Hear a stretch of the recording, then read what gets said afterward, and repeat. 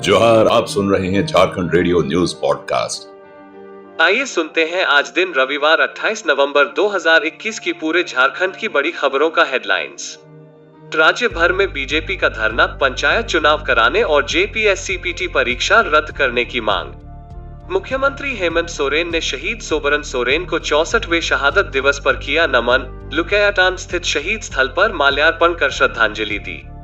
नीति आयोग ने जारी की एमपीआई रिपोर्ट, बिहार के बाद झारखंड सबसे गरीब। आयुष्मान कार्ड से इलाज करने से राज्य अस्पताल का इनकार, मरीज की हुई मौत, केस दर्ज।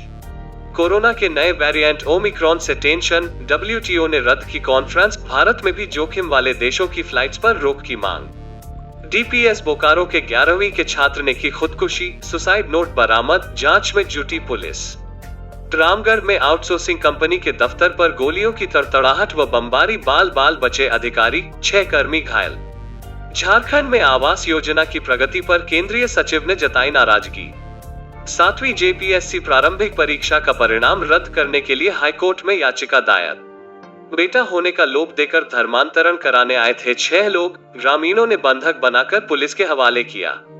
रांची में चोरों का आतंक, शोरूम से 15 लाख के मोबाइल उड़ाए, वारदात सीसीटीवी में कैद। अब खबरें विस्तार से। राज्य भर में बीजेपी का धरना, पंचायत चुनाव कराने और जेपीएससीपीटी परीक्षा रद्द करने की मांग। झारखंड में पंचायत चुनाव कराने और जेपीएससीपीटी परीक्षा को रद्द करने की मांग को लेकर बीजेपी ने राज्य भर में धरना प्रदर्शन किया। रांची के नामकुम प्रखंड में आयोजित धरना में प्रदेश अध्यक्ष दीपक प्रकाश शामिल हुए। उन्होंने कहा कि पंचायत चुनाव से पंचायती व्यवस्था मजबूत होगी, ग्राम स्वराज का उद्देश्य पूरा होगा, ग्राम विकास का काम तेजी से हो सकेगा। लेकिन राज्य सरकार चुनाव से भाग रही है। यह सरकार पूरी तरह से तानाशाह और निरंकुश हो चुकी है। अहंकार से भरी राज्य की सरकार लोकतांत्रिक मूल्यों का हनन करने में लगी है। पार्टी कार्यकर्ता इस सरकार को घुटने टेकने पर मजबूर कर देंगे और पंचायत चुनाव जल्दी कराने को बाध्य करेंगे। मुख्यमंत्री हेमंत सोरेन ने शहीद सोबरन सोरेन को 64वें शहादत दिवस पर किया नमन। लुकैयाटान स्थित शहीद स्थल पर माल्यार्पण कर श्रद्धांजलि दी।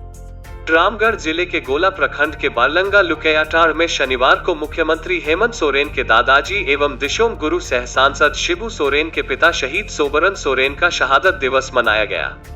कार्यक्रम में मुख्य रूप से सीएम हेमंत सोरेन, गुरुजी सहित कई मंत्री एवं विधायक शामिल हुए। मुख्यमंत्री ने बारलंगा में आयोजित कार्यक्रम में सांकेतिक तौर पर पेंशन योजना का स्वीकृति पत्र और कंबल प्रदान किया। मुख्यमंत्री पशुधन योजना से झुमरी देवी, सुभद्रा देवी, बहराया देवी, बरखा देवी, रिमनी देवी व अन्य लाभान्वित हुई। मुख्यमंत्री ने कहा कि आपके अधिकार, आपकी सरकार, आपके द्वार कार्यक्रम का आयोजन गांव-गांव में किया जा रहा है। राज्य की दुरूह भौगोलिक स्थिति की वजह से योजनाएं कई क्षेत्रों में नहीं पहुंच पाती हैं। इसलिए आपकी सरकार आपके द्वार आई है। अंतिम व्यक्ति को योजना का लाभ मिले, यह हमारा संकल्प है। जानकारी के अनुसार शिबू सोरेन के पिता सोबरन सोरेन की हत्या जमींदारों ने लुकैयाटान के समीप 27 नवंबर 1957 को कर दिया था। बताया जाता है कि वे हमेशा जमींदारी प्रथा का विरोध करते थे, जिससे क्षुब्ध होकर जमींदारों ने उनकी हत्या कर दी थी। इनकी याद में प्रत्येक वर्ष 27 नवंबर को शहीद सोबरन सोरेन का शहादत दिवस मनाया जाता है। नीति आयोग ने जारी की एमपीआई रिपोर्ट, बिहार के बाद झारखंड सबसे गरीब। नीति आयोग ने हाल ही में first multidimensional poverty index (MPI) जारी किया है। इस रिपोर्ट के अनुसार बिहार, झारखंड और उत्तर प्रदेश भारत के सबसे गरीब राज्य है। वहीं रिपोर्ट के अनुसार केरल, गोवा, सिक्किम को सबसे कम गरीबी वाला राज्य बताया गया है। नीति आयोग की रिपोर्ट के अनुसार बिहार में 51.91% जनता गरीब है। वहीं झारखंड में 42.16%, तो उत्तर प्रदेश में 37.79% आबादी गरीब है, जबकि मध्य प्रदेश 14 नंबर में आता है। एमपी में 36.65% आबादी गरीब है। पाकुड़ में ट्रक और हाईवा में जोरदार टक्कर के बाद लगी भीषण आग, जान माल का भारी नुकसान। पाकुड़ जिले के लिट्टीपाड़ा थाना क्षेत्र के धर्मपुर कदवा के समीप ट्रक व हाईवा में हुए आमने सामने की जोरदार हुई टक्कर से लगी आग के बाद दोनों वाहन में भीषण आग लग गई। इस घटना में जहां दोनों वाहन जलकर पूरी तरह से राख हो गए, वहीं दोनों के चालक व खलासी की जलने से मौके पर ही मौत हो गई।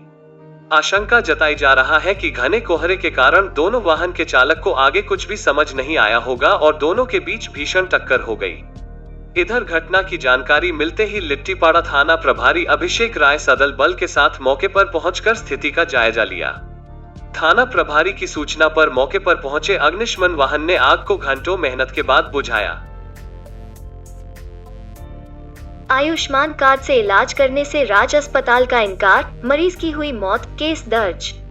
रांची के राज अस्पताल में भर्ती एक मरीज का आयुष्मान कार्ड से इलाज नहीं करने और उसकी मौत के मामले में राज अस्पताल के मालिक योगेश गंभीर और अस्पताल के सीएमओ डॉक्टर अजीत कुमार के खिलाफ हिंदपीढ़ी थाना में केस दर्ज किया गया है।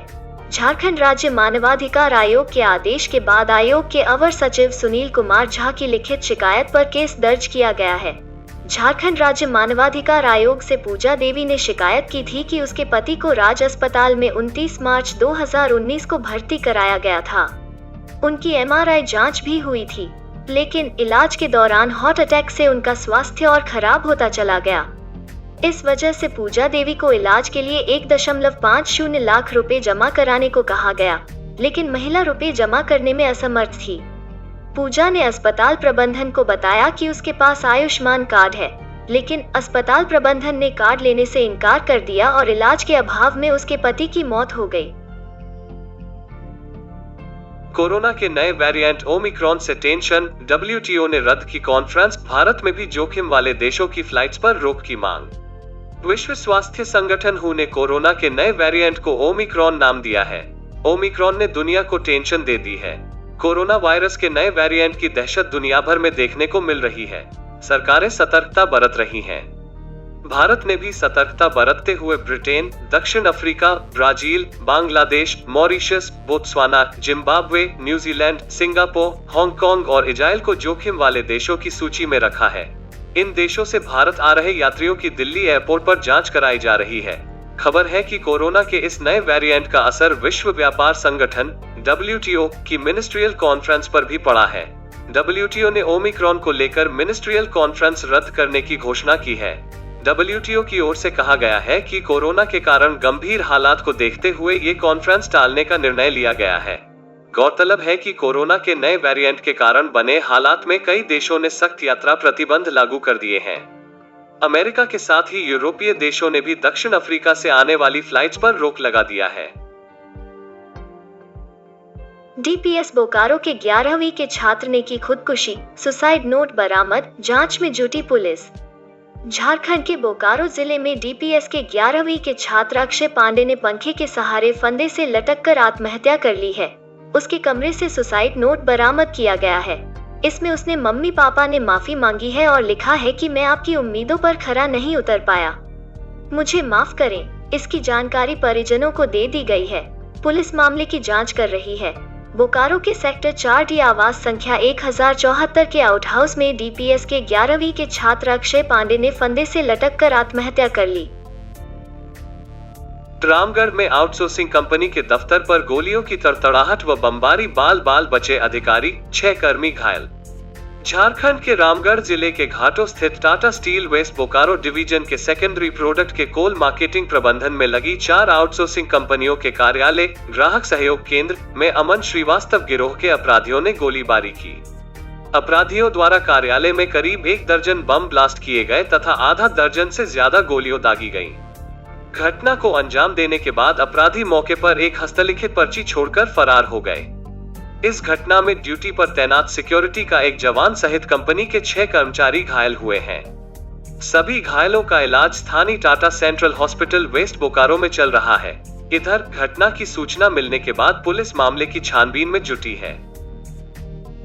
झारखंड में आवास योजना की प्रगति पर केंद्रीय सचिव ने जताई नाराजगी।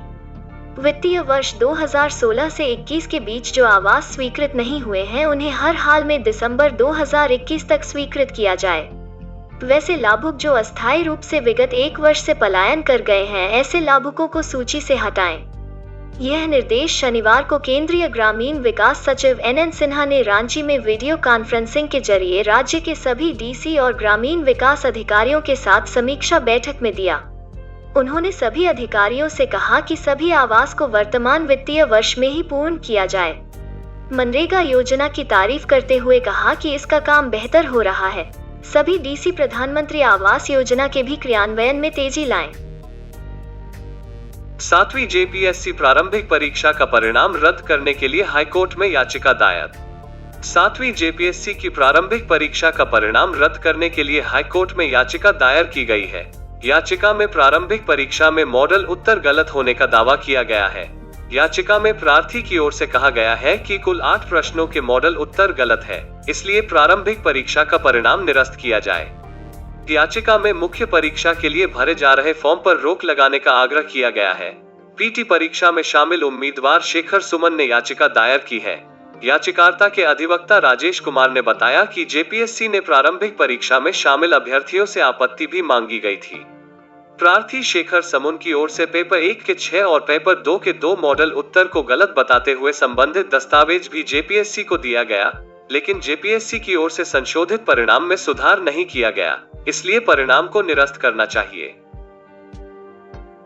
बेटा होने का लोभ देकर धर्मांतरण कराने आए थे 6 लोग, ग्रामीणों ने बंधक बनाकर पुलिस के हवाले किया। झारखंड के रामगढ़ जिले में कुजू ओपी क्षेत्र के गंझूरी टोला में धर्म परिवर्तन कराने आए एक महिला सहित 6 लोगों को ग्रामीणों ने बंधक बना लिया और पुलिस के हवाले कर दिया।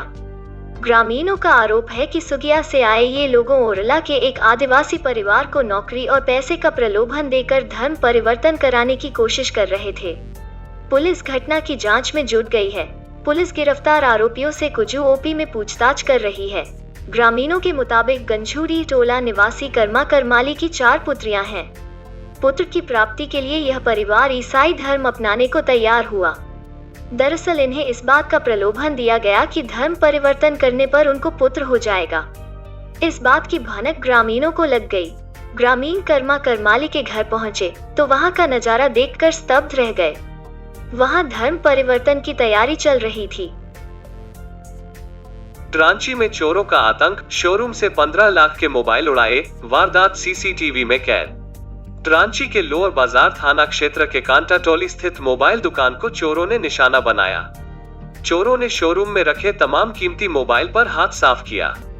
चोरी गए मोबाइल की अनुमानित कीमत 15 लाख के आसपास बताई गई। दुकानदार ने बताया कि चोरों ने रविवार अहले वारदात को अंजाम दिया। 8 से 10 की संख्या में चोर दुकान के पास पहुंचे और चादर से खुद को ढक लिए। एक चोर ने कटर से शटर को काट डाला, फिर दुकान के अंदर दाखिल होकर चोरी की वारदात को अंजाम दिया। शटर काटने के दौरान एक चोर का हाथ कट गया। चोरी की पूरी वारदात दुकान के पास लगी सीसीटीवी में कैद हो गई। पीड़ित दुकानदार अफरोज ने बताया कि उसके दुकान के बाहर शाम ढलते ही असामाजिक तत्वों की अड्डेबाजी शुरू हो जाती है। पुलिस को बताने पर भी इसको लेकर कोई कार्रवाई नहीं की गई। पूरे झारखंड का दिन भर का news analysis Jharkhand radio podcast पर सुन सकते हैं। हर दिन सुनने के लिए हमारा चैनल जरूर सब्सक्राइब करें। धन्यवाद। पूरे झारखंड की हर खबर के लिए सुनते रहें झारखंड रेडियो न्यूज पॉडकास्ट।